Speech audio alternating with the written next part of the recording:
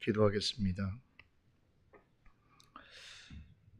우리를 지으신 목적이 하나님을 찬양하고 하나님께 영광을 돌리는 삶을 살게 하시는 하나님의 거룩하신 뜻으로 인한 일인 줄 압니다.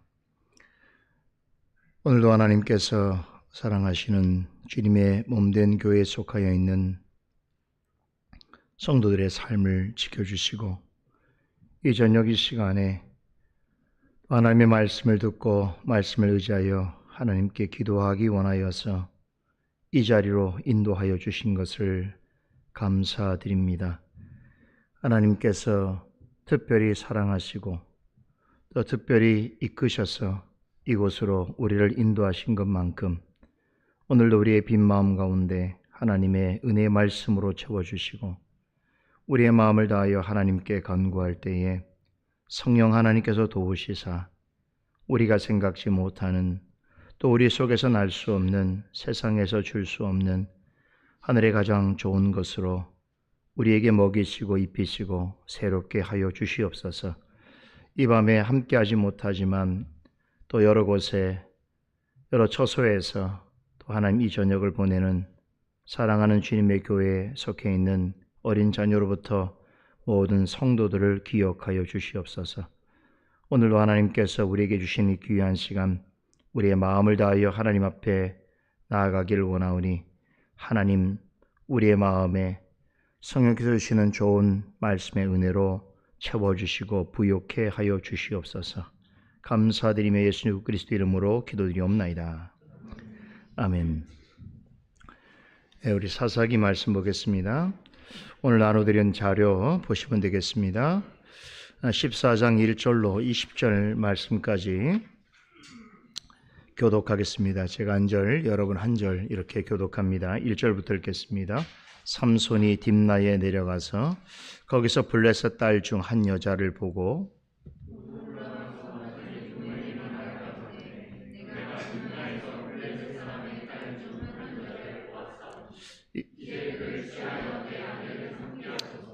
부모가 그에게 이르되 내 형제들의 딸 중에나 내 백성 중에 어찌 여자가 없어서 내가 할례 받지 아니한 블레셋 사람에게 가서 아내를 취하려 하느냐. 삼손이 아비에게 이르되 내가 그 여자를 좋아하오니 나를 위하여 그를 데려오소서 하니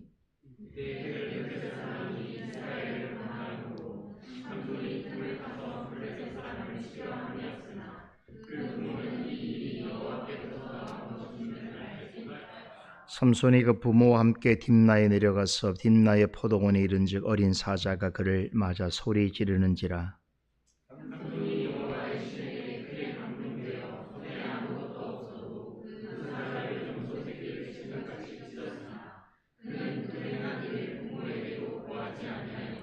그가 내려가서 그 여자와 말하며 그를 기뻐하였더라.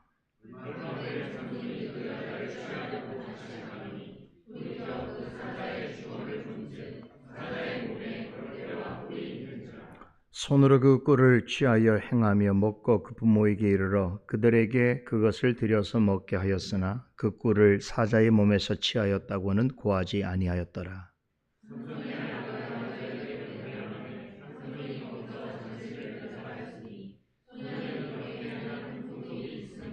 무리가 삼손을 보고 30명을 데려다가 동물을 삼아 그와 함께 하게 한지라.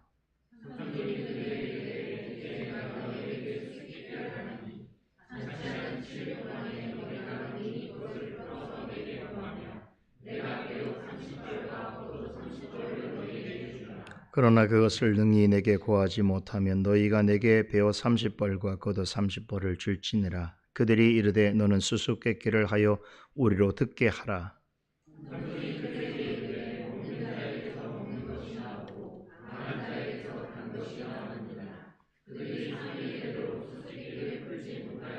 제7일에 이르러 그들이 삼손의 아내에게 이르되 너는 내 남편을 깨어 그 수수께끼를 우리에게 알리게 하라. 그렇지 아니하면 너와 내 아비의 집을 불사르리라. 너희가 우리의 소유를 취하고자 하여 우리를 청하였느냐? 그렇지 아니하냐?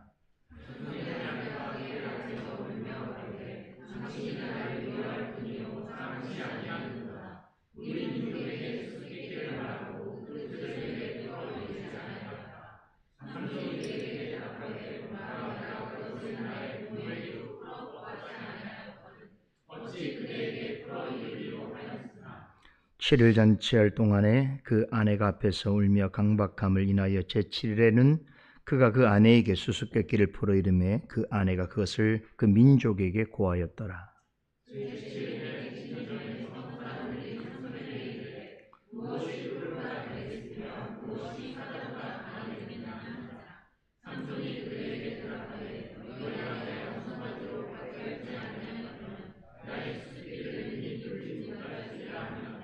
여호와의 신이 삼손에게 크게 임하심에 삼손이 아스글론에 내려가서 그곳 사람 30명을 쳐 죽이고 노략하여 수수께끼 푼 자들에게 옷을 주고 심히 노하여 아비 집으로 올라갔고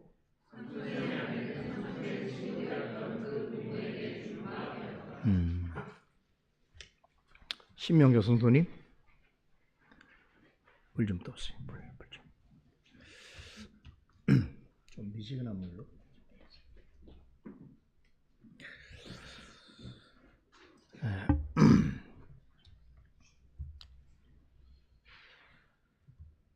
자, 지난주에 이어서 지난 주일이죠. 우리 3일 전에 사사기 14장 1절로부터 4절 말씀을 통해서 많은 교훈을 생각해 보았습니다. 삼손이 딥나에 내려가서 한 번 본 블레셋 여인과 결혼하고자 할 때에 부모의 반대에도 불구하고 그 의지를 굽히지 않았던 내용의 이야기를 살펴보았습니다. 여기서 우리가 한 가지 기억해야 될 것은 삼손과 그의 부모는 당시 이스라엘의 영적인 바로미터가 되어야 할 사람들이었습니다. 이스라엘의 마지막 사사인 삼손은 말할 것도 없고 그의 부모도 삼손을 낳기 전부터 하나님께 특별한 은총을 입은 사람이었지요.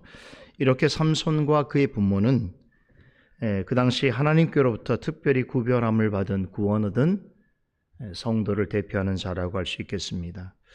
그러나 지난주 말씀에서 우리는 그들이 하나님 앞에서 큰 약점을 지니고 있었다라고 하는 점을 확인해 보았습니다. 삼손이 딥나에 내려가게 된 것은 왜 가게 됐지요? 하나님의 영의 인도하심을 받은 하나님의 섭리였습니다. 고맙습니다. 하나님께서는 삼손을 세상에 보내시기 전부터 그의 부모를 통해서 그가 어떤 일을 할 사람인가, 이스라엘을 블레셋으로부터 구원해 줄 사사로서 그를 택하셨다는 사실을 알리셨습니다.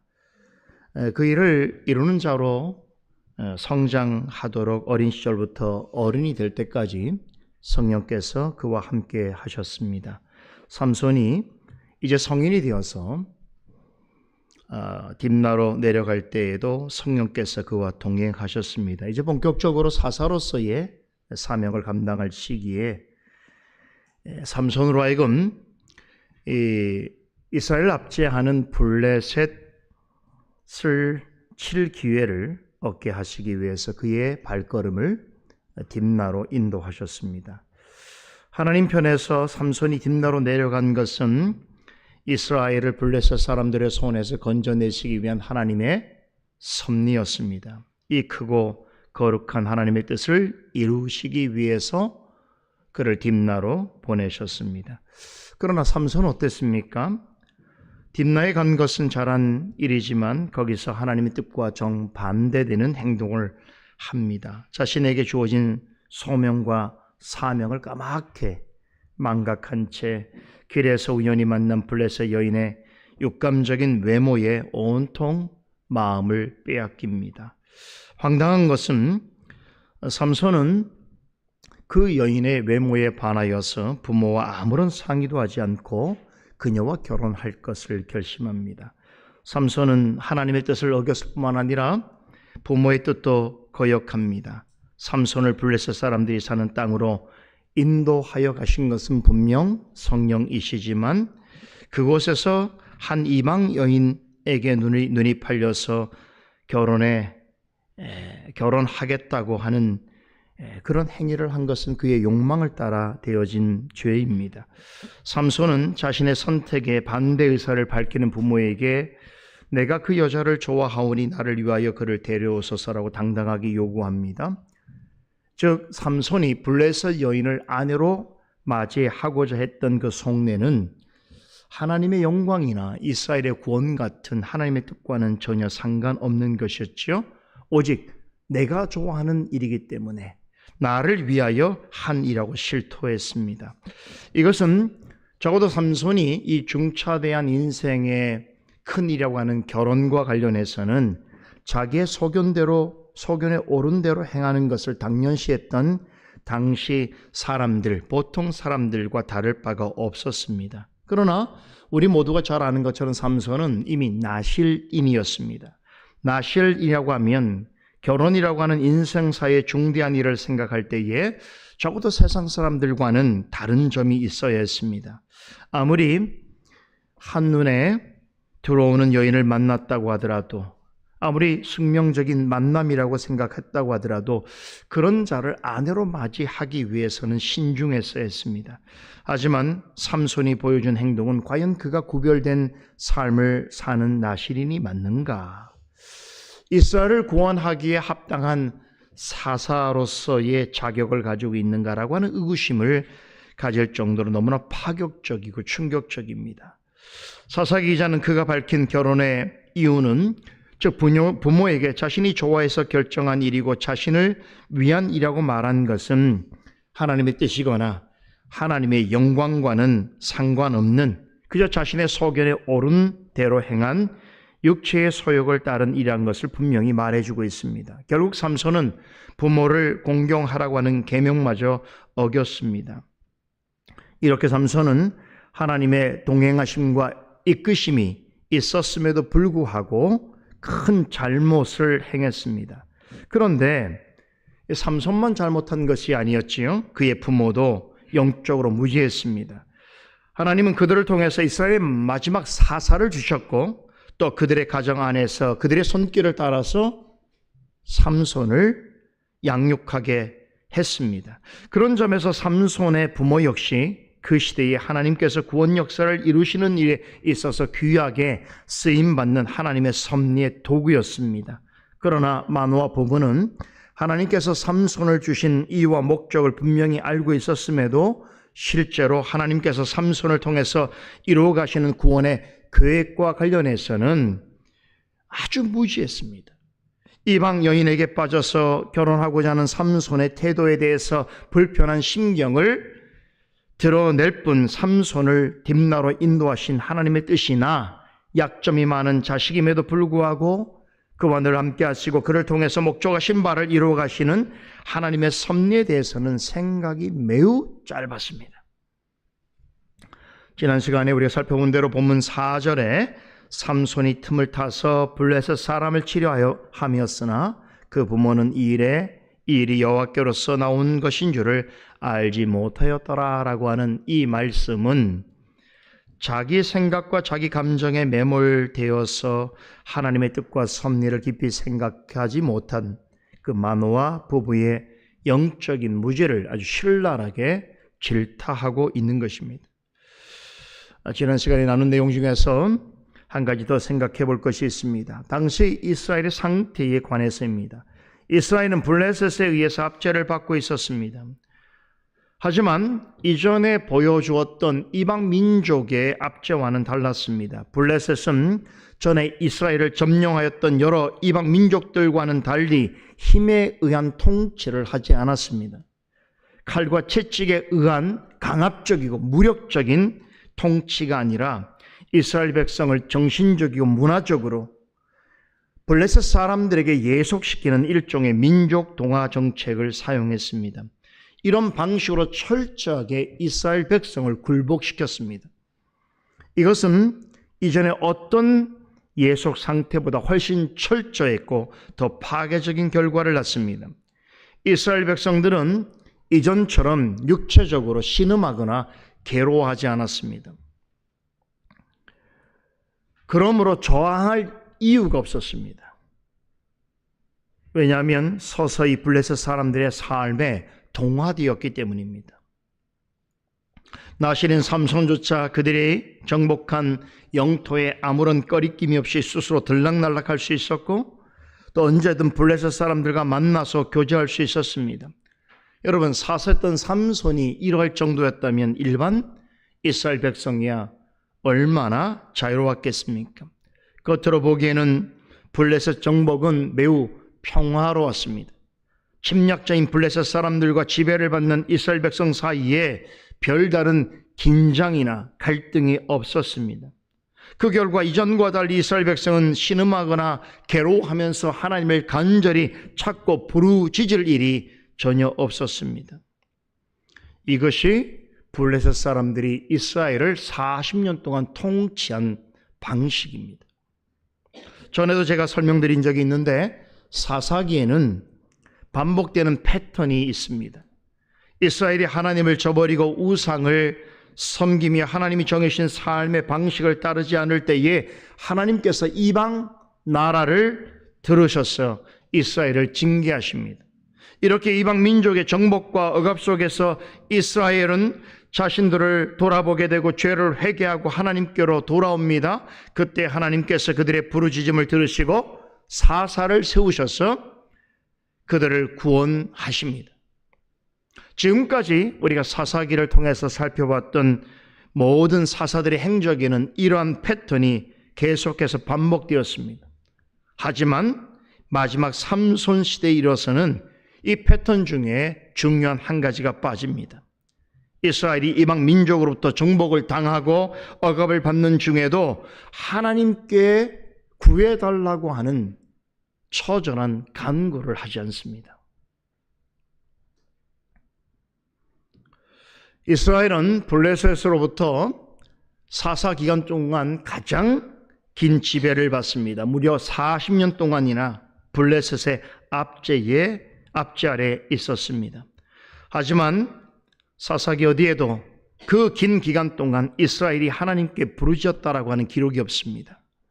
역설적으로 이 말은 이스라엘이 압제를 받고 있으면서도 하나님께 도우심을 구하거나 간절히 부르짖는 것조차 잊어버릴 정도로 블레셋 사람들의 삶에 완전히 예속당해 있었다라고 하는 것을 말해주고 있습니다.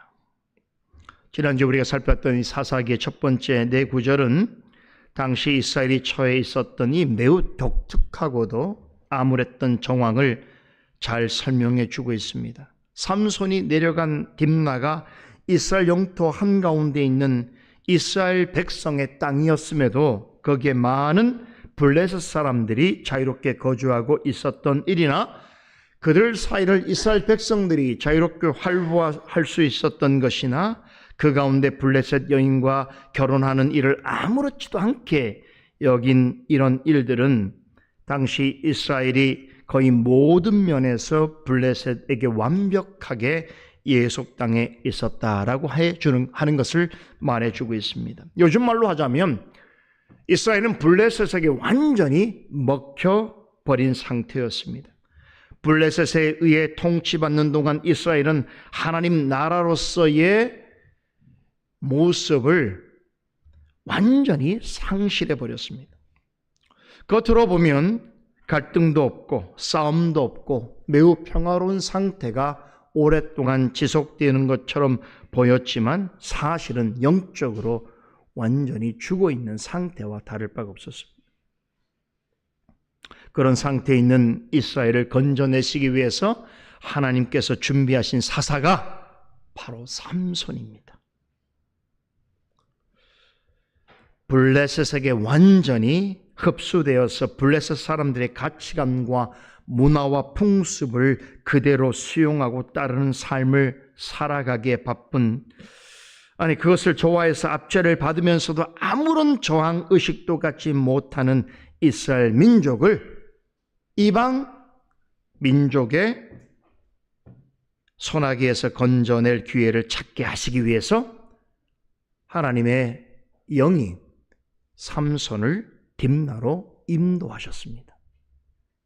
그런데 삼손은 하나님께서 맡기신 사명을 생각하고 행하기보다는 자신의 사사로운 욕망을 해소하는 일에 더 큰 관심을 보였습니다. 오늘날 우리 시대의 교회에 많은 영적 지도자들, 교회 지도자들이 과연 이런 모습이 아닌가를 돌아보아야 합니다. 하나님께서 맡기신 매우 중대한 교회적 사명을 잊어버리고 자신의 꿈과 야망을 실현하기 위하여 교회를 수단화하고 그리고 자신의 욕망을 해소하기 위한 목적에서 자신의 목회의 꿈을 꾸고 실현하는 일에 성도들, 사람들을 동원시킨다고 한다면 이것은 매우 잘못된 것입니다. 말씀드린 것처럼 당시 그의 부모도 그 아들을 통해서 하나님께서 이루어 가실 섭리에 대해서 대단히 무지했습니다. 이스라엘 백성만 문제였던 것이 아니라 개중의 신앙이 가장 좋다고 볼 수 있는 사사와 그 가족마저도 하나님의 백성으로서의 구별됨을 온전히 지니지 못했던 세대, 그 세대가 바로 삼손이 사사로서 등장하던 당시였습니다.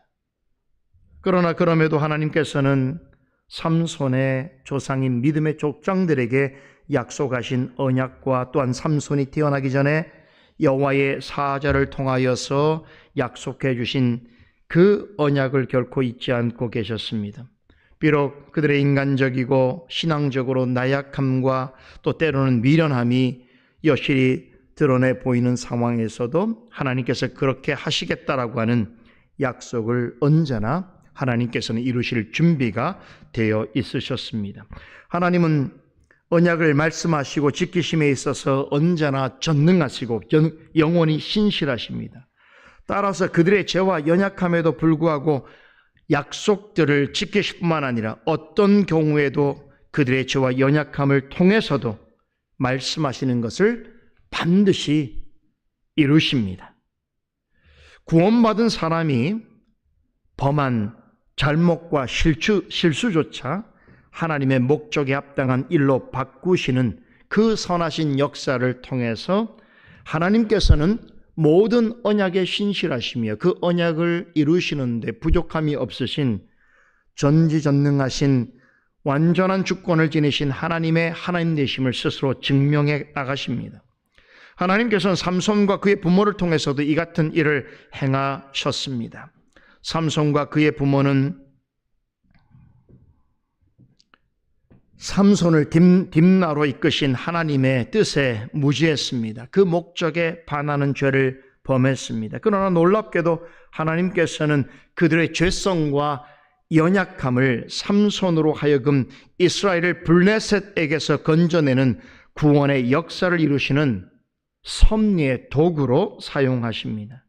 특히나 하나님께서는 삼손의 죄성을 통해서 하나님의 백성으로서 구별됨을 완전히 상실한 이스라엘을 구원하시는 일을 행하시는데 그 첫 번째 방법이 무엇인가 하면 삼손의 연약함을 사용하셔서 블레셋 사람들과의 그 거짓된 화평과 평화를 깨트리시는 일이었습니다.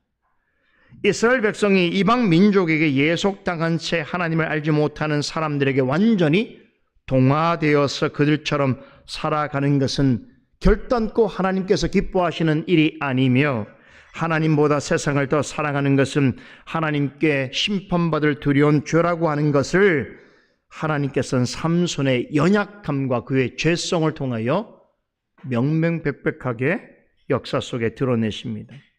그러므로 이스라엘 백성이 먼저 구해야 하는 것은 세상과 불신자들과의 평화가 아니라 하나님과의 평화이며 이 평화를 얻기 위해서는 세상과 불신자들과의 갈등과 그들로부터 단절이 불가피하다는 것을 깨닫게 하시기 위하여 삼손이 블레셋 여인과 결혼하는 것을 허용하셨습니다. 여기에 하나님의 깊으신 뜻이 있습니다. 뿐만 아니라 지금부터 살펴보게 될 삼손, 그 이후에 일어난 삼손의 모든 일에 하나님께서는 아주 세심하게 간섭하시고 섭리로 이끄십니다. 오늘 본문은 막무가내로 블레셋 여인과 결혼하고자 하는 삼손의 성하에 그의 부모가 그와 함께 딥나로 내려가는 내용으로 시작합니다. 여러분, 자식 이기는 부모가 어디 있겠습니까? 부모 품에 있을 때에야 뭐라고 부모가 말을 하면 그때는 귀를 기울이는 척이라도 하지, 다 큰 자식이 자기 뜻을 고집하면 부모라도 꺾기 어렵습니다. 정말로 그렇습니다. 그래서 믿음의 부모는 자녀가 아주 어렸을 때부터, 태중에 있을 때부터, 영아 때부터 하나님의 말씀의 권위를 인정하고 말씀을 청종하는 자로 성장해 가도록 말씀으로 자녀를 바르게 가르치고, 그 자녀가 말씀으로 설 수 있는 성도가 되도록 하기 위하여 신앙교육을 목숨 걸고 해야 됩니다. 이게 가장 중요한 일이에요.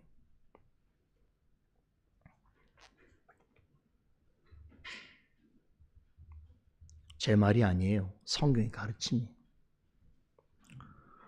자녀를 아무리 세상 사람들이 보기에 좋은 사람으로 훌륭하게 키웠다라고 생각할 수 있을지 모르나, 그 자녀가 하나님의 품을 떠나서 자신의 마음대로 살아가는 인생이 되어진다면 그것은 비참이고 비극입니다. 그 사실을 기억하셔야 돼요. 사람들이 보기에는 조금 부족하고 연약해 보일지라도 하나님의 주권을 인정하고 하나님을 의지하고 말씀에 따라 살아가기를 기뻐하는 자녀가 된다면 가장 큰 자녀 양육의 성공입니다.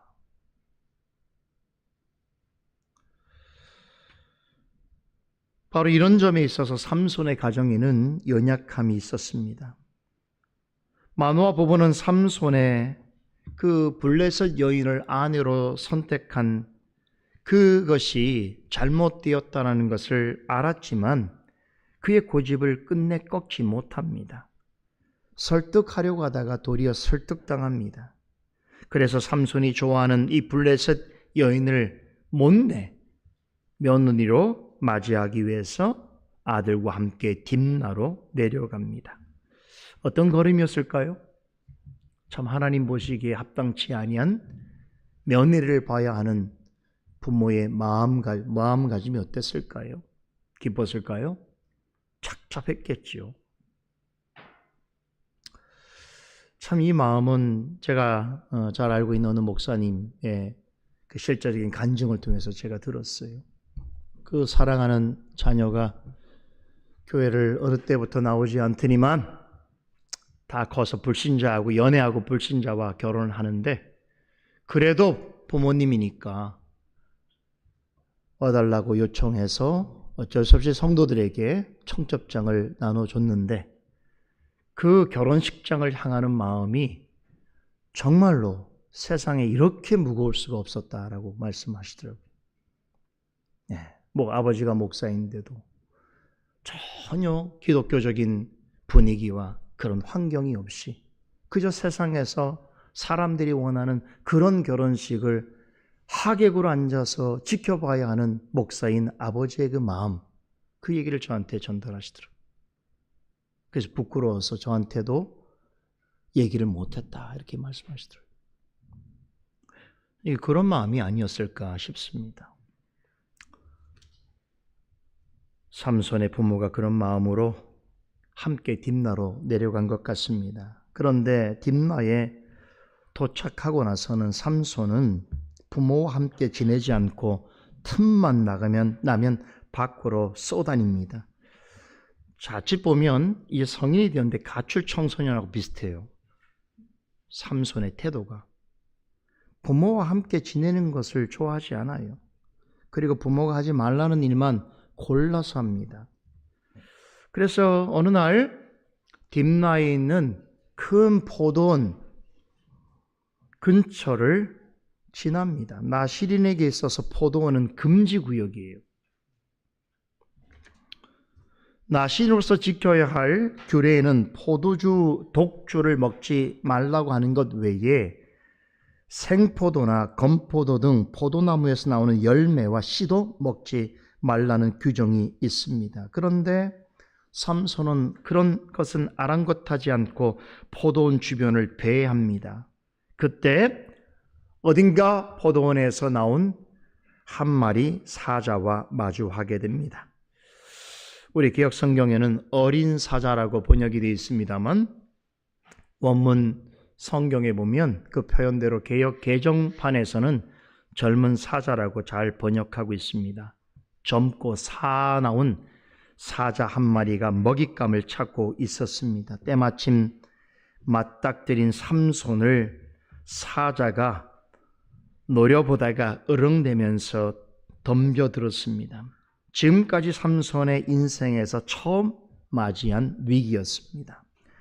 그런데 삼손은 그 자리에서 괴력을 발휘합니다. 달려오는 사자를 한 손으로 잡아 눕힌 다음에 맨손으로 찢어 죽였습니다.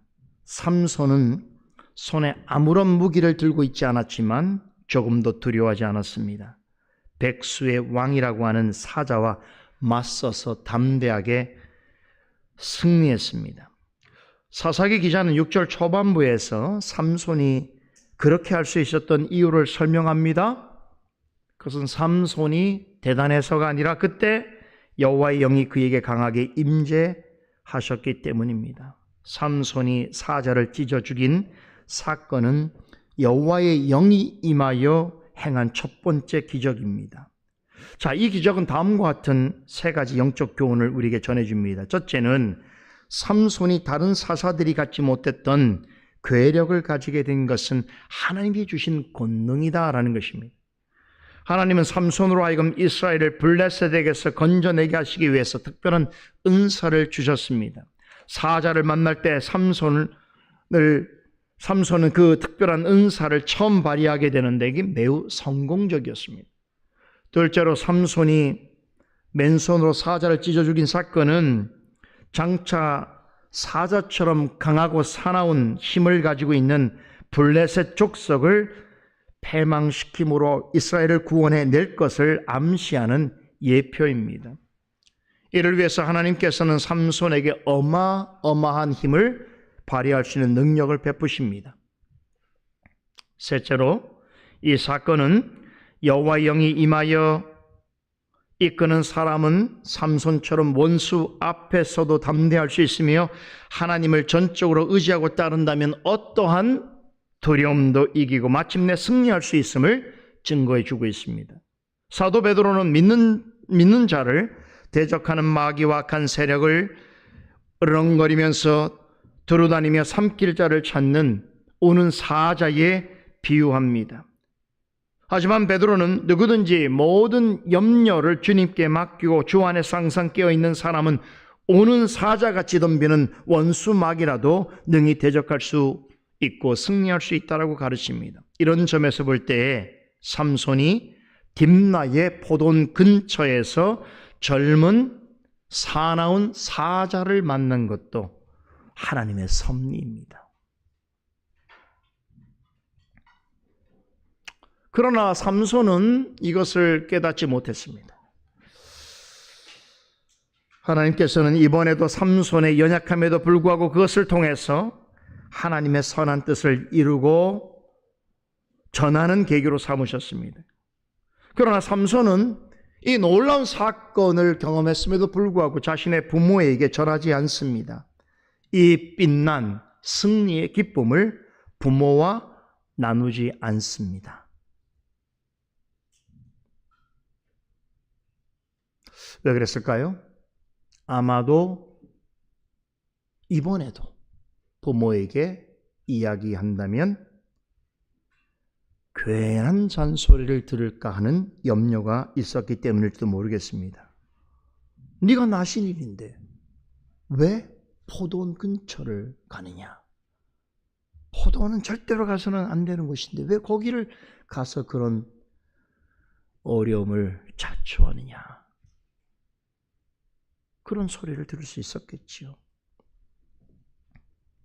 물론 포도원을 간 것은 나실인의 규례를 어긴 것이었습니다. 그러니 괜히 부모에게 말해봤자 야단 들을 것이 뻔하니 차라리 말하지 않는 것이 좋겠다라고 하는 생각을 하게 된 것이죠. 이런 생각은 가출 청소년만 하는 게 아니에요. 그죠? 머리 좀 큰 자녀들은 다 하는 생각입니다. 웬만하면 부모의 말을 잔소리급으로 다 생각하지요. 근데 부모는 잘 가르친다고 생각해. 그러니까 그 차이가 얼마나 크겠어요. 자녀는 말없이 듣고 있지만 부모의 말을 다 잔소리 생각하는데 부모는 내가 항상 내 아이에게 옳은 말을 하는 바른 부모라고 스스로 생각하고 있는 이 거대한 차이 때문에 결국 이 차이를 좁히지 못하고 오랜 세월이 지나게 되면 어느 날 뒷목 잡는 일이 발생하게 되는 것이죠. 그렇죠?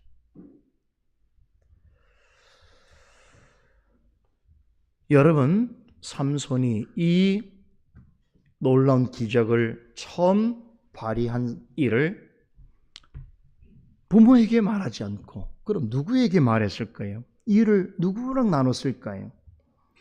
바로 한눈에 반했던 그 블레셋 여인입니다. 한 가지 흥미로운 점은 7절을 보면 그녀를 만나러 간 이를 다시 내려갔다라고 표현합니다. 사사기 기자는 본문에서 삼손이 뒷나로 내려갈 때마다 예의 없이 내려갔다라고 하는 말을 사용합니다. 뒷나라는 것이 유독 낮은 곳에 있어서가 아닙니다. 계속해서 내려갔다라고 하는 말을 사용하는 것은 무엇을 말하는 것일까요? 하나님의 영의 인도함을 받는 중에도 계속해서 하나님의 뜻에서 벗어나는 행위를 하고 있다라고 하는 것을 강조하기 위해서입니다. 여러분 꼭 기억하십시오.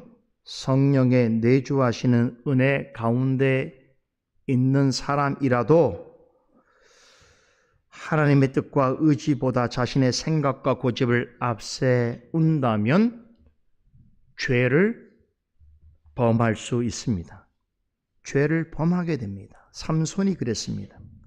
하나님의 영의 임하심으로 하나님의 구원의 역사를 암시하는 이 놀라운 기적을 행하였음에도 자신의 생각과 의지를 하나님의 뜻과 상관없는 방향으로 움직였습니다.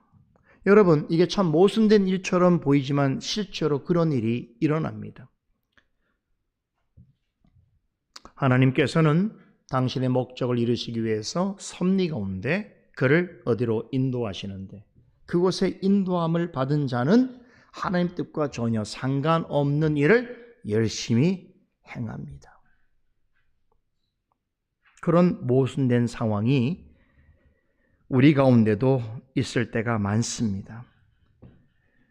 하나님의 은혜를 아무리 크게 받아 누리는 자리에 있어도 자신의 뜻과 의지를 통하여 하나님의 뜻과 의지에 반하는 행동을 할 때는 이런 모순된 상황이 자연스럽게 나타날 수밖에 없습니다. 그런데 더 중요하게 생각해야 될 것이 있습니다. 그런 중에도 하나님의 섭리가 있고 하나님의 그 뜻을 이루십니다. 그러나 중요한 것은 하나님의 섭리가 있다고 해서 삼손의 욕망과 잘못된 행동이 정당화될 수 없습니다. 그렇듯이 우리가 하는 모든 일이 하나님의 섭리 가운데 있다고 해서 우리의 생각과 의지를 하나님의 선하심과 반대되는 방향으로 사용하거나 성경에서 말씀하는 죄와 잘못을 스스로 합리화해서는 안 된다라는 것입니다. 삼손이 사자를 찢어 죽인 사건은 사사로서 부름받았다는 것을 증거하는 명백한 표징이었습니다. 그렇다면 가장 먼저 이 일을 나눠야 할 대상이 누구였겠습니까? 믿음의 사람이죠. 자기 부모였겠죠. 하지만 삼손은 이 놀라운 경험을 블레셋 여인과 몰래 나누려 합니다. 영적으로 깊은 관계에 있는 부모는 배척하고 오히려 육적인 만남조차 주의해야 하는 사람과 더 사적으로 긴밀한 관계를 맺고 유지하기 위하여 하나님께서 베푸신 특별한 경험을 헛된 방식으로 소비합니다.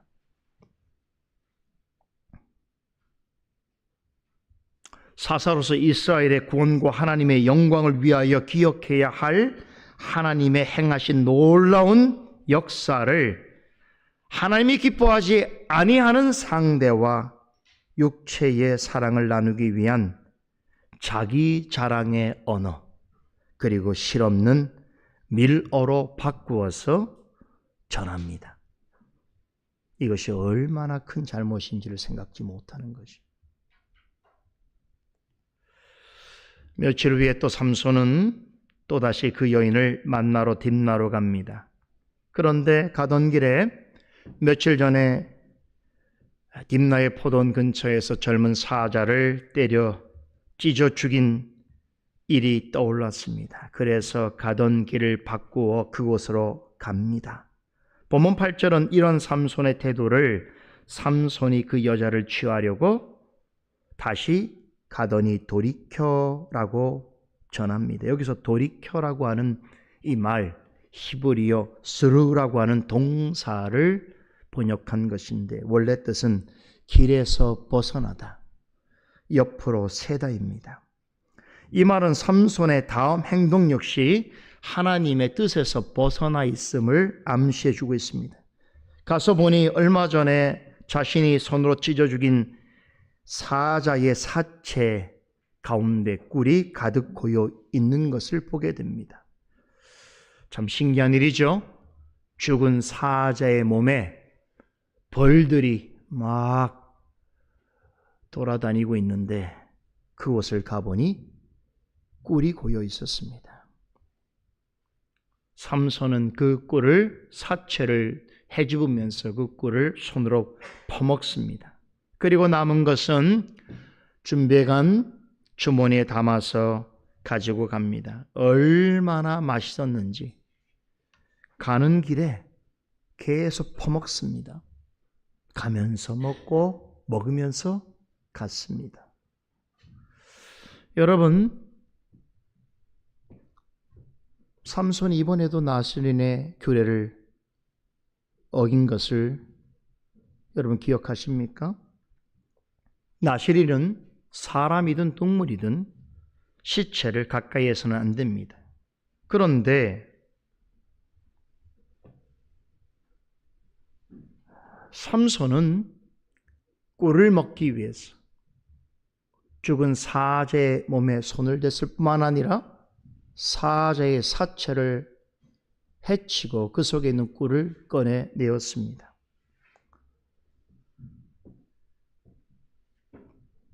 놀라운 것은 살아있는 사람에게 필요한 꿀이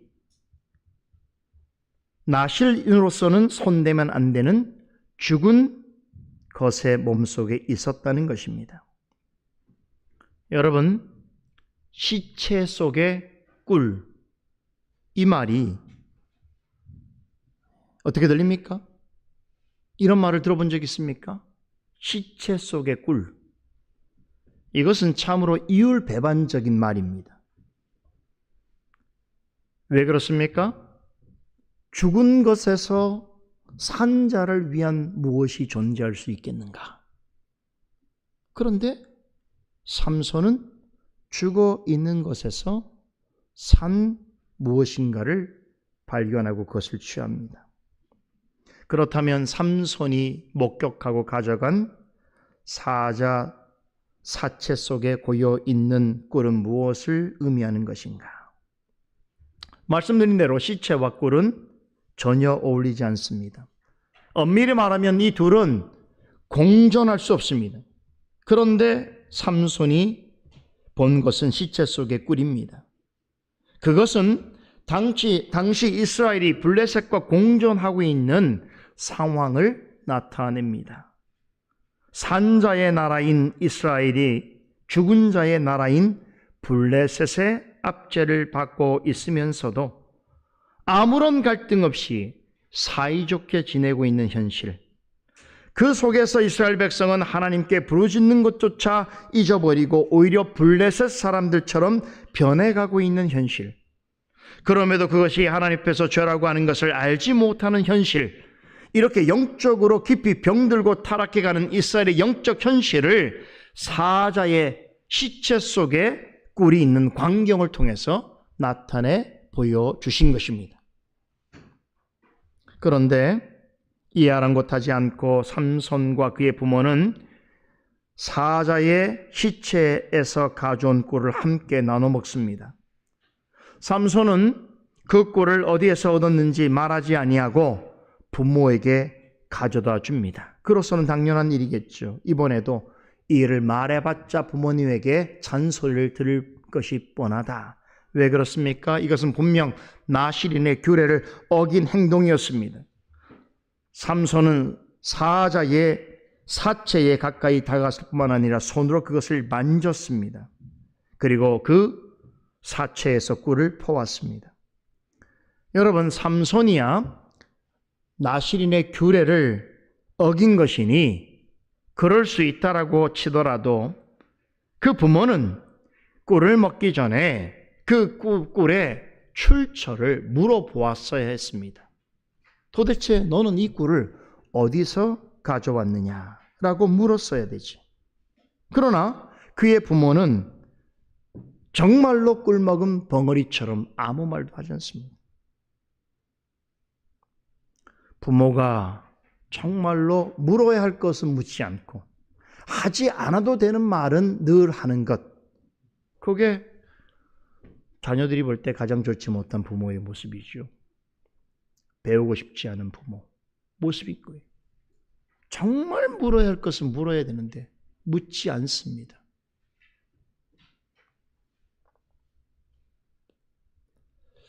여러분, 이러한 그들의 모습이 흡사 시체 속에 있는 꿀과 같았던 것입니다.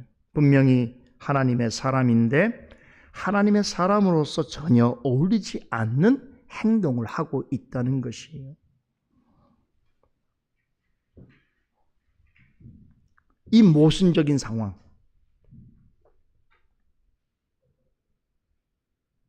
이런 상황을 삼손과 그의 부모는 심각하게, 다른 이스라엘 백성들처럼 그리 심각하게 생각하지 않았다는 것입니다. 하나님의 나라의 백성이 이방 나라의 백성에게 압제를 당하고 있어도 아무런 갈등이 없고 아무런 저항을 하지 않는 이 현실을 빗대어 말하자면 죽은 사자의 몸속에 있는 꿀이라는 거예요. 서로 공존할 수 없는 현실인데 그 현실을 너무 자연스럽게 받아들이고 있다는 것이.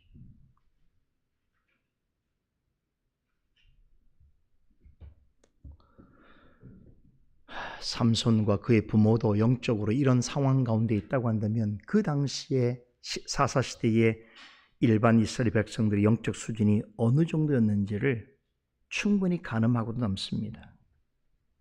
본문에 삼손이 걸어가면서 먹고 먹으면서 걸었다라고 하는 표현이나 삼손의 부모가 아무것도 묻지 않고 함께 먹었다라고 하는 이런 표현이 뭘 말해주는 것이겠습니까? 도대체 무엇이 선이고 무엇이 악인지 전혀 구분되지 않는 시체 속에 있는 그 꿀의 상황처럼 하나님의 자녀로 있지만 완전히 모순되어지는 그런 삶을 아무렇지도 않게 살아가고 있는 그 영적으로 딱한 현실을 나타내고 있는 것이.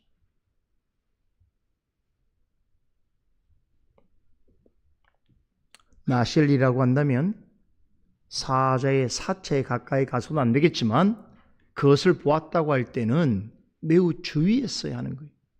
그런데 그 속에 꿀이 있다라고 하는 이유 때문에 정신이 팔려서 손대지 말아야 할 것인데도 불구하고 그것을 헤집고 꿀을 가져다가 출처도 밝히지 아니하고 자신과 함께하는 사람하고 더불어 먹고 마시고 즐기면서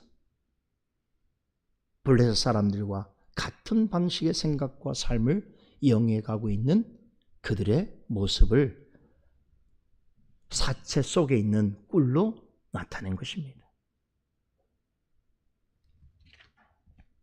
그런데 놀라운 사실은 하나님께서는 이런 이율배반적인 상황 속에서도 당신의 계획하신 일을 이루어 가십니다.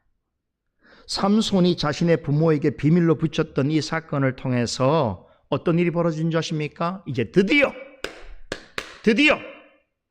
블레셋 사람들과의 삼손과의 긴장과 갈등이 조성되기 시작합니다.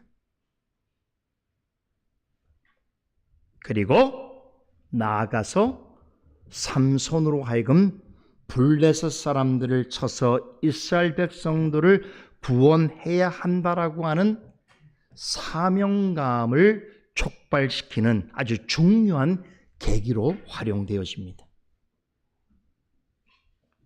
이어지는 본문 10절 이하에 소개하고 있는 이 수수께끼 사건이 바로 그것입니다. 드디어 딥나에서 삼손의 결혼식이 진행됩니다. 10절을 보면 삼손이 내려갔던 그곳에 삼손의 부모도 내려갔다라고 소개하지요. 계속 딥나로 가는 길은 다 어떤 길이에요? 다 내려가는 길이에요. 그러니까 점점점 영적으로 어둡고 침울하고 안 되는 그런 상황이 심화되고 있다는 것을 말해주고 있는 것이. 그러나 이스라엘에서 가장 믿음이 좋아야 할 삼손의 그 사사의 가족도 이런 상황이지만 그런 중에도 하나님께서는 그들의 생각과 행위를 통하여서도 목적하시는 바를 이루어 가십니다. 삼손의 전체 이야기는 바로 이런 대조적인 구도 속에 진행되어집니다. 즉 삼손의 이야기는 사사와 그의 부모조차 죄와 비참 가운데 깊이 빠져 있는 중에도 하나님께서는 그들에게 약속하신 언약을 기억하시고 그것을 이루시기 위하여 언제나 일하고 계실 뿐 아니라 심지어 잘 들으셔야 돼요.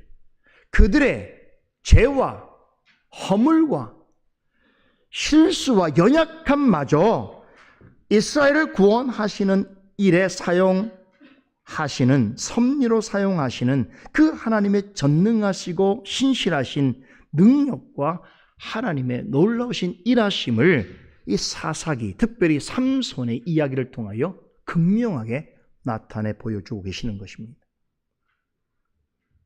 그래서 삼손의 이야기는 이 두 가지의 대조적인 갈등과 긴장이 계속 드러나는 거예요.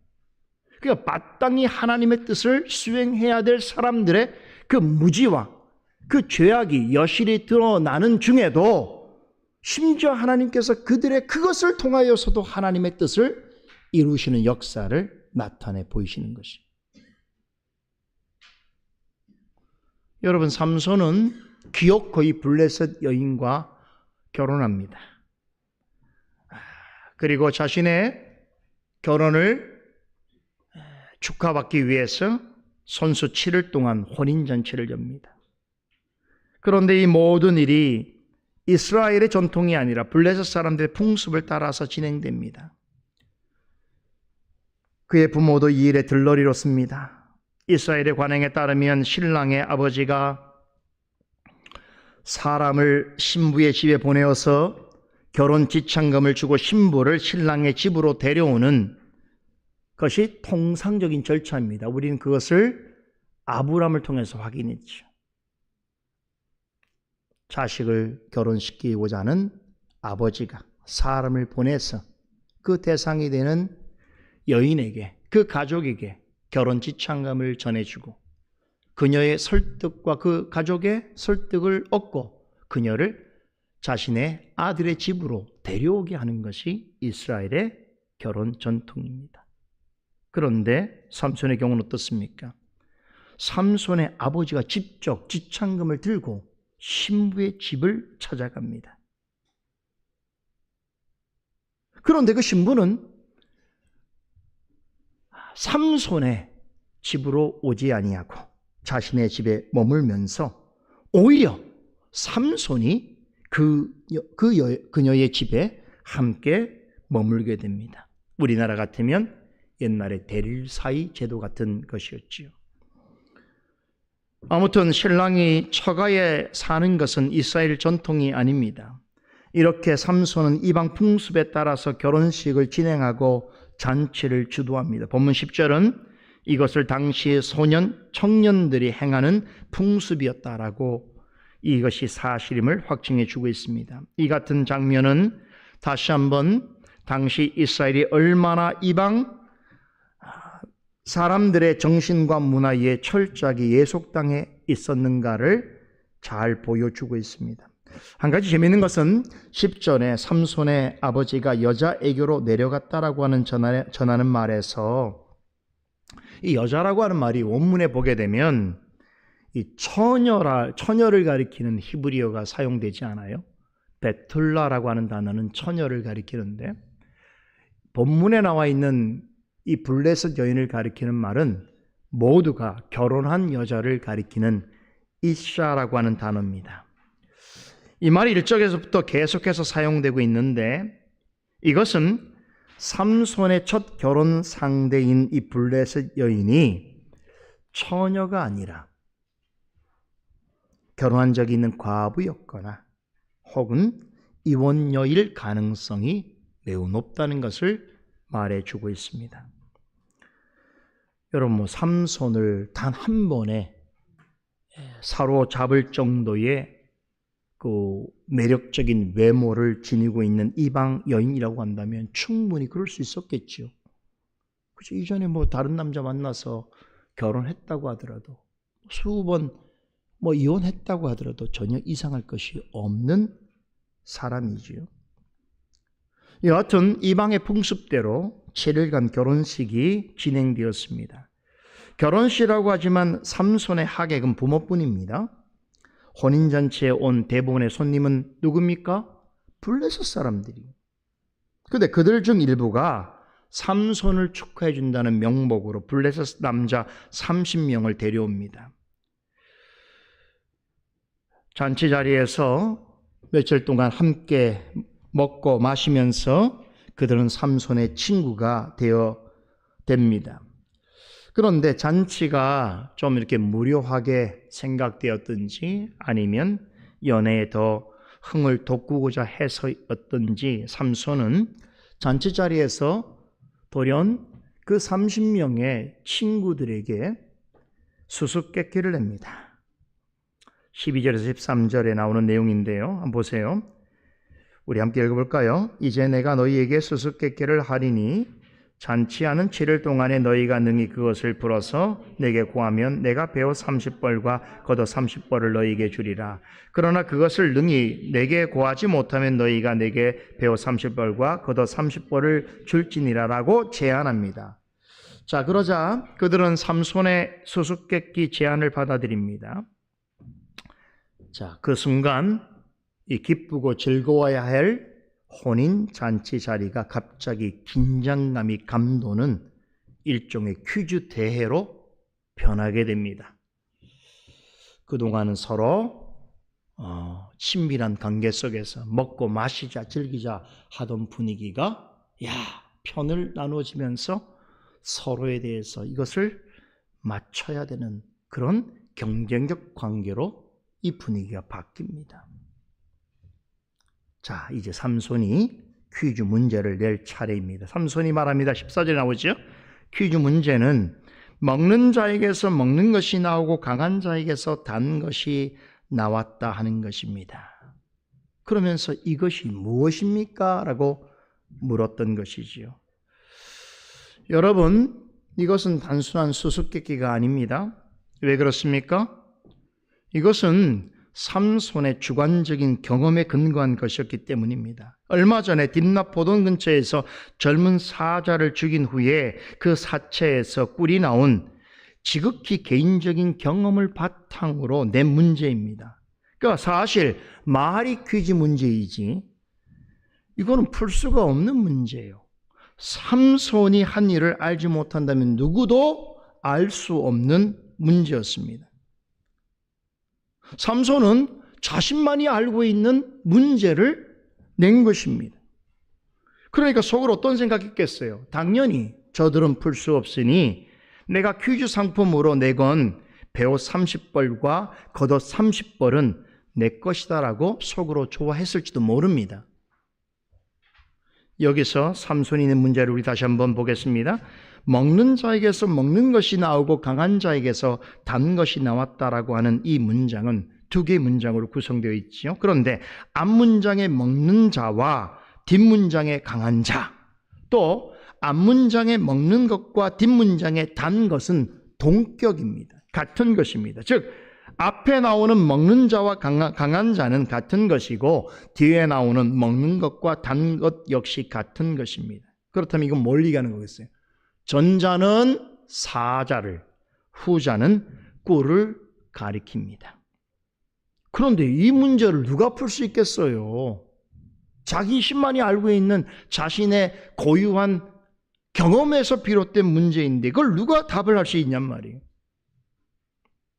자, 그러니 이제 퀴즈 대회는 시작이 됐고 그 퀴즈의 제안은 그 사람들이 받아들였고 그리고 이 문제는 어렵고 그런데 30명이 함께 모여서 집단 지성을 가지고라도 이 문제는 풀어야 하겠고 풀지 못하면 벌칙으로 삼손이 말한 그것을 줘야 하겠고 이런 복잡한 상황들이 엮이면서 잔치 분위기가 점점 이상해지기 시작했습니다.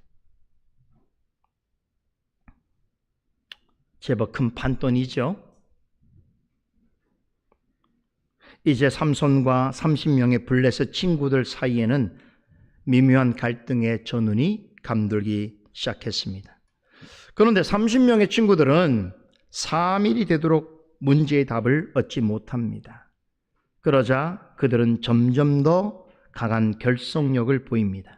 그러면서 이제는 친구라고 말하기 뭐할 정도로 30대 1의 경쟁 관계에서 대립 관계로 구도가 형성됩니다.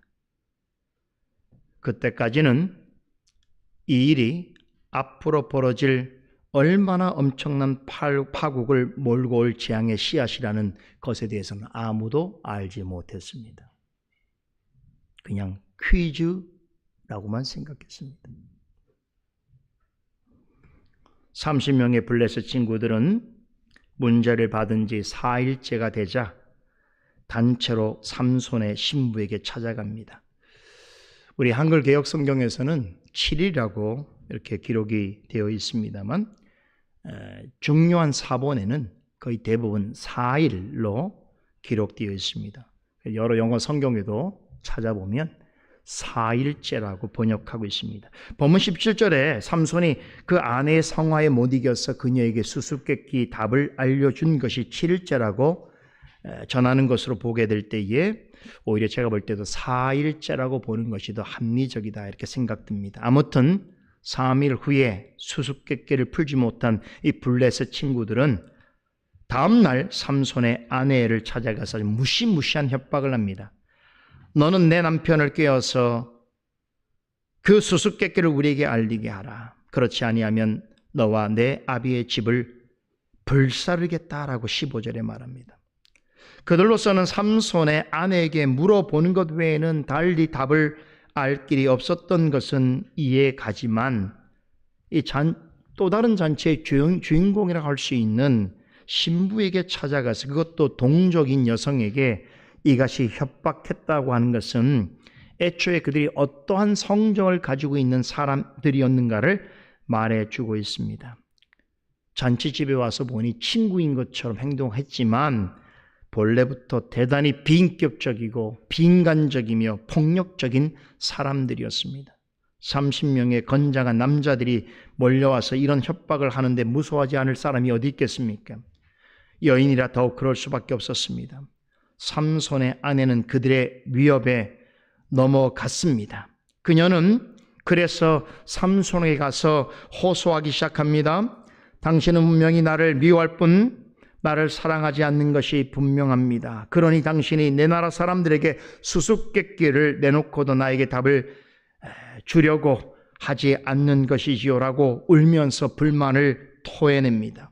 그녀는 삼손이 수수께끼 정답을 알려주지 않은 것은 자신을 사랑하지 아니하고 미워하고 있는 증거라고 나름 그렇게 판단하여 주장합니다. 나중에 보면 알겠지만 배우자를 사랑하지 않는 것은 삼손이 아니라 블레셋 여인이었습니다. 그녀의 말에 의하면 그녀가 사랑하는 순위에서 삼손은 가장 후순위였습니다. 그녀는 자신과 자신의 가족이 1순위였고 그 다음은 그녀의 민족과 동족이었습니다. 그리고 삼손은 그녀가 언급한 모든 사람들보다 가장 후위에 밀리는 존재였습니다. 이것은 무엇을 말하는 것입니까? 삼손과 블레셋 여인의 만남은 진정한 사랑의 결실이 아니었다라고 하는 것입니다. 삼손이 보았던 사체 속에 있는 꿀처럼 처음부터 함께해서는 안 될 관계였던 것입니다. 이런 관계였기에 위기를 만났을 때에 기다렸다는 듯이 갈등이 일어나고 본심이 드러날 수밖에 없었던 것입니다. 그녀의 요구에 삼손은 내가 내 부모에게도 정답을 알려드리지 않았는데 어떻게 당신에게 말해줄 수 있겠느냐라고 하면서 반박합니다. 그러고 보니까 삼손 역시 자신의 부모보다 그녀를 덜 사랑하고 있었다는 것을 우리는 알 수 있습니다. 사랑의 순서에 있어서 그 여인은 삼손의 부모보다 못한 존재였습니다. 이렇게 서로에 대한 사랑과 신뢰가 없는데 어떻게 앞으로 결혼 생활을 제대로 이어갈 수 있겠는가? 사랑과 신뢰는 언제 나타납니까? 위기를 만났을 때. 좋을 때는 한없이 좋고 당신 없으면 못 산다고 영원히 사랑하자고 그렇게 약속하지만 위기를 만나면 그 본성이, 본심이 드러나기 시작합니다. 우리의 관계에서 발생하는 모든 원인은 당신 때문이야. 당신한 인간을 만나서 이렇게 불행한 거야. 당신이 없었으면 난 더 행복했을 거야. 라고 말하는 그 상황이 나타난다는 거예요. 이런 결혼은 처음부터 잘못되었던 것이죠. 사체 속에 있는 꿀과 같은 상황이었던 것입니다. 지난 시간에 말씀드렸듯이 삼손의 결혼은 하나님의 뜻에 맞지 않고 매우 충동적이었습니다.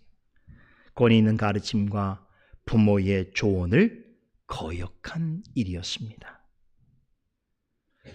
여러분, 불의한 일을 행한 자는 불의한 결과를 얻을 수밖에 없습니다. 이것이 하나님의 보응 원리예요. 삼손과 블레셋 여인 사이에 주고받은 말은 그들이 겉으로는 부부가 되었지만 실질적으로는 서로 사랑하는 부부가 아니었음이 명백하게 드러났습니다. 언제요? 위기를 만났을 때. 그럼에도 이 블레셋 여인은 삼손의 거절에도 굴하지 않고 계속해서 눈물과 호소로 남편의 마음을 뒤흔들어 놓습니다. 그리고 마침내 원하는 답을 얻어냅니다. 본문 17절은 그녀가 이렇게 징징거리면서 답변을 얻어내려고 한 것이 친구들이 협박이 있었던 4일째부터가 아니라 잔치가 시작되기 그 시작한 때부터였다라고 전합니다. 그러니까 잔치 첫날에 수수께끼를 냈거든요. 수수께끼를 내던 바로 그 순간부터 그녀는 계속해서 삼손에게 답을 알려달라고 울며 징징댔다는 말입니다. 그런데 블레셋 사람들 30명의 그 친구들이 협박을 하게 되자 이제는 아예 삼손에게 찾아가서 밤낮 울며 불며 답을 알려달라고 했던 것이지요. 여러분, 첫날부터 이랬다는 것은 무슨 의미가 있을까요? 그때부터 다른 마음이 있었을 수도 있는 거죠. 무슨 얘기입니까? 혹여 자신의 가족 중에 아무나 혹은 자신이 아는 사람 중에 누군가에게 몰래 답을 가르쳐 주어서 삼손이 제시한 상을 얻게 할 목적으로 그렇게 물어본 것이다. 이렇게 생각해 볼 수 있는 것이. 이것만 봐도 그녀는 삼손을 정말로 사랑하지 않았던 것이지요. 남편을 사랑하는 척만 했을 뿐 언제든 다른 마음을 가질 만한 여자였습니다. 그런데 이런 여자를 한눈에 보고 자신의 아내로 삼으려고 했던 그 삼손의 어리석음, 그 열매가 지금 나타나고 있는 것이에요. 결국 삼손은 7일 동안의 그녀의 집요한 요구와 압박에 넘어갑니다. 끝까지 버티지 못하고 수수께끼 시한 일인 7일째 되는 날에 그녀에게 정답을 말해줍니다. 그러자 그녀는 곧장 누구에게 가서 알려줬을까요? 자신을 협박한 30명의 사람들에게 가서 몰래 답을 전합니다. 자, 이 사실은 삼손만 모르고 있습니다. 그런데 이윽고 잔치가 끝날 즈음에 30명의 친구들이 대뜸 삼손에게 찾아와서 정답을 실토합니다. 그들은 마치 놀리듯이 삼손이 질문한 형식을 그대로 빗대어서 무엇이 꿀보다 더 달겠으며 무엇이 사자보다 더 강하겠느냐 라고 답변합니다. 야, 완벽한 답을 내놨죠. 근데 삼손이 물었던 방식 그대로 이야기합니다. 일종의 조롱입니다. 너 우리에게 이런 어려운 문제 냈지? 우리가 이것을 완벽하게 해결했어. 우리의 승리야. 이 말을 하는 것이. 여러분, 삼손은 지금까지 지혜롭지 못한 여러 가지 처신을 했습니다. 그렇죠? 그러나 그렇다고 해서 아무것도 모르는 천치 바보가 아닙니다. 그들의 답변을 듣는 순간 직감했습니다. 아, 그래서 아내가 이토록 나에게 며칠 동안 울며 불며 답을 알려달라고 했던 것이구나. 그리고 내가 가르쳐준 답 그대로 저들이 답변하는 것을 보고는 뭔가 이상한 낌새를 알아차렸습니다.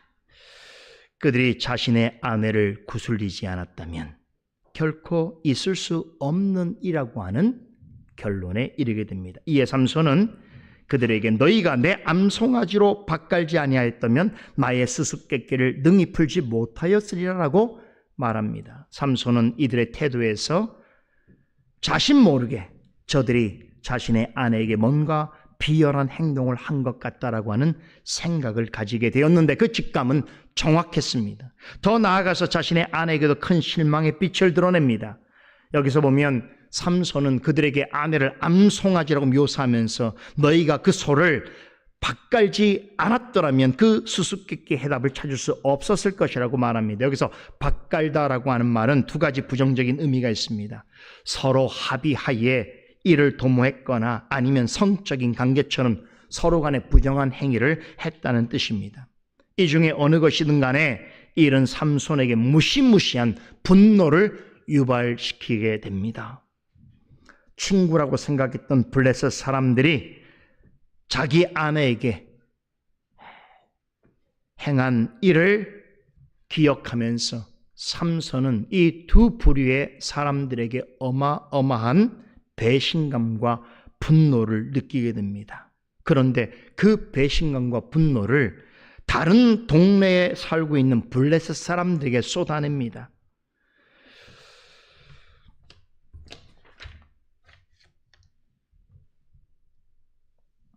아스콜론이라고 하는 곳에 살고 있는 블레셋 사람들 30명을 쳐 죽입니다.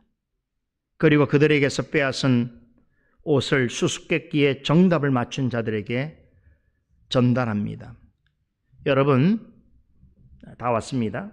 지금 삼손이 하는 행위는 굉장히 수수께끼 같은 모습이에요. 잘 풀리지 않아요. 삼손이 분노한 것까지는 이해할 수 있는데 다른 사람 때문에 발생한 그 분노를 모르는 다른 사람들에게 쏟아내는 것도 이상하고 바람직하지 않습니다. 또 그런 분노 속에서도 자신이 한 약속을 파기하지 아니하고 지킨 것은 나름 굉장한 자제력을 보인 일이지요. 그럼에도 그렇다고 자신의 약속을 지키기 위해서 다른 사람을 죽이고 그들의 소유를 탈취하는 것 또한 올바르지 않는 수수께끼 같은 행동입니다. 이런 이해할 수 없는 행동을 한 후에 여전히 끓어오르는 분노심을 안고 삼손은 아버지의 집으로 돌아갑니다. 그렇게 해서 삼손은 자신의 아내와 함께 신방을 차린 장인의 집을 떠나서 아버지의 집으로 돌아옵니다. 그렇다면 장인 집에 남겨둔 그의 아내는 어떻게 되었을까요? 사사기 14장은 삼손의 아내의 소식을 전하면서 마무리됩니다. 20절을 보세요. 삼손의 아내는 삼손의 친구 되었던 그 동무에게 준바되었다라고 합니다. 삼손의 아내는 결혼식에 참석하여서 삼손이 낸 수수께끼를 푼데 참가했던 30명 중에 한 블레셋인에게 주어졌습니다. 그와 재혼합니다. 20절에 그 동무에게 준바되었다라고 하는 말은 그 친구의 아내가 되었다는 뜻입니다. 이제 우리가 다음 시간에 살펴보게 될 15장에 보면 15장 2절에 그 장인이 삼손의 아내를, 즉 자신의 딸을 그 사람에게 시집 보낸 그 이유를 이야기합니다. 자네가 그 애를 몹시 미워하는 줄 알고 내가 내 친구에게 아내로 주었다라고 그 장인이 말합니다. 여러분, 이 한마디는 삼손으로 하여금 블레 사람 전체를 향하여 엄청난 복수심을 가지게 하는 결정적인 계기로 작용합니다. 한 가지만 말씀드리고 오늘 말씀 마치겠습니다. 사사기 기자는 본문 19절에서 지금 말씀드린 이 모든 일에 하나님의 놀랍고도 섬세한 섭리가 있었다고 전합니다. 여호와의 신이 삼손에게 크게 임하심이라고 하는 이 표현이 전하는 바가 이것입니다. 삼손의 분노와 폭력은 심히 개인적인 이유에서 유발된 것이었습니다. 따라서 그것은 그의 큰 약점입니다. 그런데 삼손의 이 약점은 삼손이 사사로서의 사명을 실제로 감당하는데 섭리의 도구로 사용됩니다. 이 지점이 매우 놀라운 일이. 그가 가지고 있는 개인적인 약점과 심지어 그 죄성을 하나님께서 그를 통하여 하나님의 뜻을 이루시는 섭리의 도구로 사용하신다는 것입니다. 무슨 말인고 하니 삼손이 자신의 약점을 드러낼수록 이스라엘과 블레셋이 서로 공존하는 것이 얼마나 모순된 일인가가 더욱 분명하게 드러나게 됩니다. 이스라엘과 블레셋은 공존할 수 없는 나라입니다. 그러나 시체 속의 꿀처럼 이스라엘과 블레셋은 서로 하나가 될 수 없는 관계임에도 이스라엘 백성들은 블레셋 족속과 함께 평화롭게 공존의 길을 찾고 있었습니다. 그리고 심지어 그들과 맞물려 살기를 원했습니다. 그렇게 해서 이스라엘은 점점 더 블레셋에게 예속당해 갔습니다. 그것이 죄라는 사실을 잊어버릴 만큼 하나님께 부르짖고 도우심을 구할 생각조차 가지지 못할 정도로 삼손 시대에 이스라엘은 거의 블레셋의 정신적 속국이 되다시피 했습니다. 이런 상태에서 이스라엘을 정상적인 자리로 옮겨놓기 위해서는 먼저 해야 할 일이 있었습니다. 아주 깊게 맞물려 있는 둘 사이를 떼어 놓아야 했습니다. 그러기 위해서는 둘 사이의 긴장과 갈등과 충돌은 불가피했습니다. 하나님은 이 일을 행하시기 위해서 삼손을 딥나로 이끄셨습니다. 하지만 우리가 알고 있는 것처럼 삼손은 하나님의 거룩한 사명을 감당하기에는 너무나 부족했습니다. 그럼에도 하나님께서는 그를 통해 약속하신 것을 이루기를 원하셨습니다. 하나님께서는 당신의 약속하신 것은 무엇을 통해서도 이루시고 보여주시기 위해서 삼손의 약점과 심지어 그의 불의한 생각과 행동조차 섭리의 방편으로 사용하십니다. 삼손의 이야기는 우리의 약점과 죄조차 하나님께서 우리에게 약속하신 것을 이루시거나 우리의 구원하시는 것을 결단코 막을 수 없다는 사실을 분명하게 말해주고 있습니다. 그러므로 우리는 우리의 믿음의 눈을 삼손 같은 인간 사사가 아닌 우리의 참되고 영원한 사사요 구원자이신 우리 주님에게로 늘 돌려야 하는 것입니다.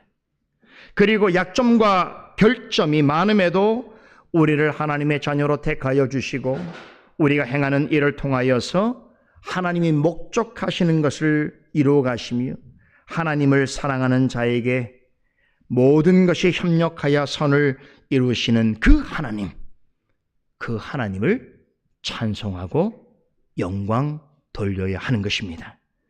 이것이 삼손 이야기를 통해서 우리에게 전해주시는 아주 중요한 교훈입니다. 또한 사사기를 기록한 목적이기도 합니다.